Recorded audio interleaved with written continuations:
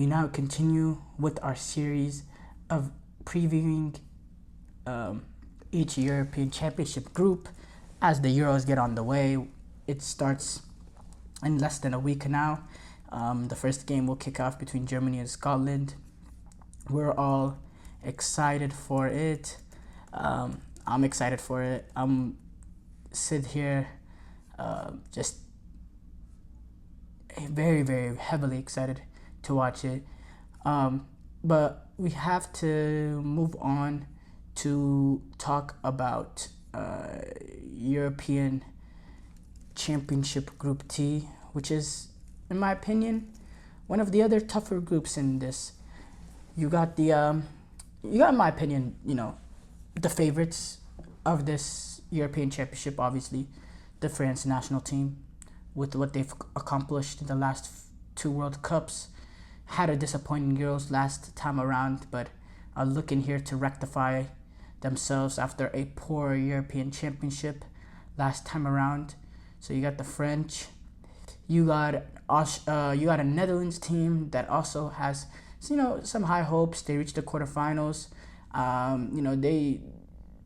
They've been managed by Ronald Koeman before. They had actually a very, very good year and a very, very good time, but then he left them right before the European Championship to take on a Barcelona role. Now he gets to have his chance to manage his country at the European Championship. They're just coming off of a 4-0 thrashing over Canada. There's a team that has talent, has good youth, has a very, very good defense. Excited to see their prospects.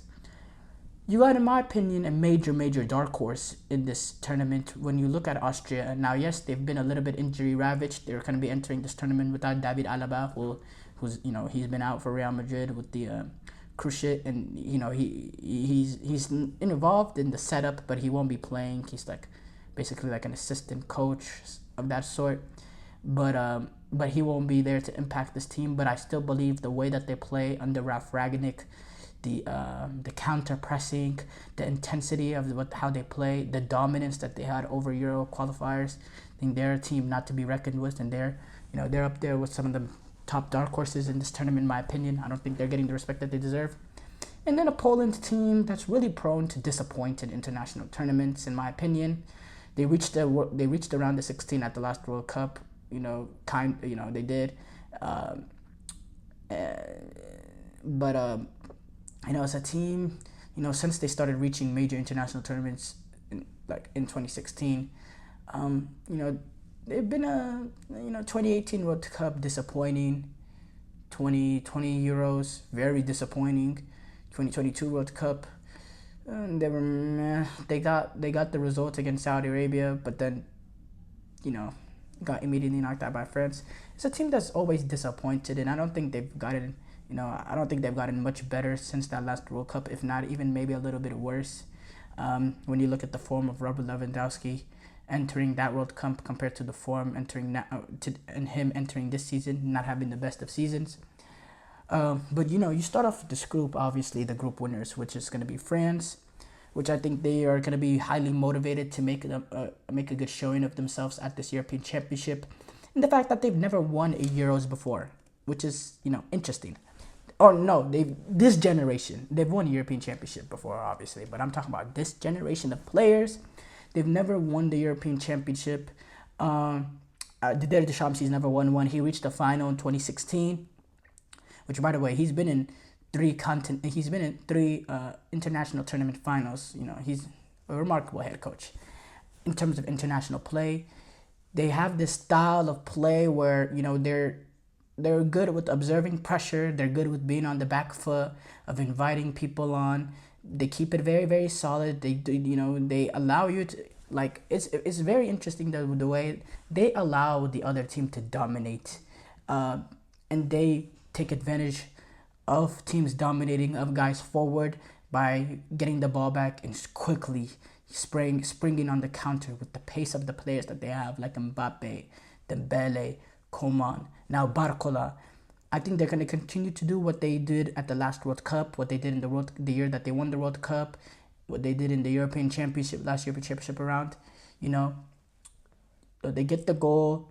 Usually, once they get the goal early, it's kind of clear how they're gonna set up. They get a goal early and then they just sit back, observe, and let the other team push guys forward, and on this drop of a hat, fire, rapid counterattack. And they're very, very good defensively. They're very, very, very good defensively. They can sit back and observe because they trust the defenders. They trust they'll do their jobs. But this time around, they don't have a Rafael Varane. So it's going to be probably a Konate Upamecano partnership, which, that could be shaky. That could be shaky. And if they continue to play how they play in letting the other team have the ball, being allowed to, let them be dominant, let them be the main protagonists, and then you sit back and observe the pressure and go on the counter, that could lead to some of, if you're constantly getting attacked, it could lead to your back line maybe making a mistake and not having Lucas Hernandez and not having Varane, who retired. I don't know, because Theo Hernandez, he's a very good left back in terms of attack wise, but defensively, he could be prone to make a few mistakes. And he's not the strongest fullback. Upamecano, I've said my thoughts on him. I think he's very weak. I think he's prone to mistakes, but Didier Deschamps is clear. He prefers him over Saliba. Maybe if it goes wrong in Austria game 1, it'll push Deschamps to put in Saliba. But right now, he's not the biggest fan of Saliba. So for me, France are definitely the favorite, and they will win this group. But I don't know. I think it'll be an interesting European Championship. Second place has to go to the Netherlands.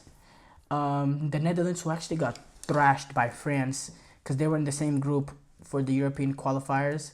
I think the Netherlands just have slightly enough, or they have much more. Are much more talented than Austria, but I think the talent that they have within the team, I don't know. Actually, I don't know, because Netherlands could be very shaky in my opinion. I watched them.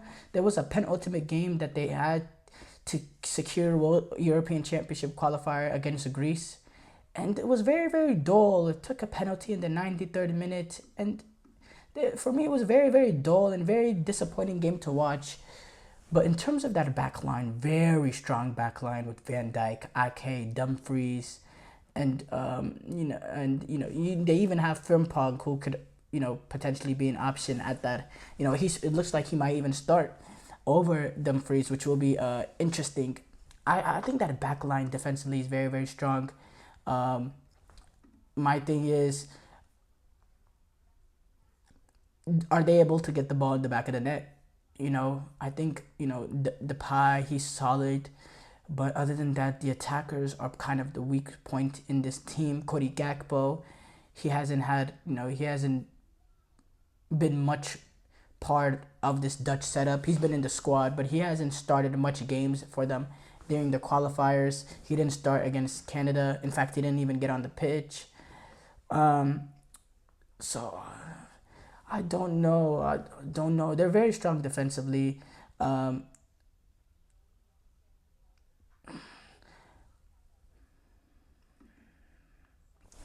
gonna go Austria second.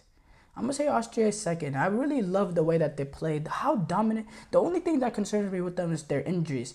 But in terms of the play, they just came off of a few days ago defeating Turkey 6-1. They play some roulette football, heavy metal. They press up high. They win the ball high. They don't need creativity because they're always winning the ball already in dangerous areas. They have athletic players on their team. The energy levels are there. Ralf Rangnick, he's a brilliant coach in my opinion, despite what happened at United. So you know what? I'm going to go with Austria second. I'm going to say Netherlands third. And I'm going to say... and then I think Poland, they're just not at this level. I think they're prone to always disappoint. They're too reliant on Robert Lewandowski. And in my opinion, this is a Robert Lewandowski that's not on the best of form, a little bit on the downside. So, yeah, I think they'll finish last. I have Austria finishing second for now, Netherlands finishing third. But obviously that's an that's an interesting that's an interesting way. Like, you could go either way between those two, in my opinion. But I'm gonna slightly lean Austria. Austria's form has been brilliant. I mean, if you look at their what they did at the qualifiers,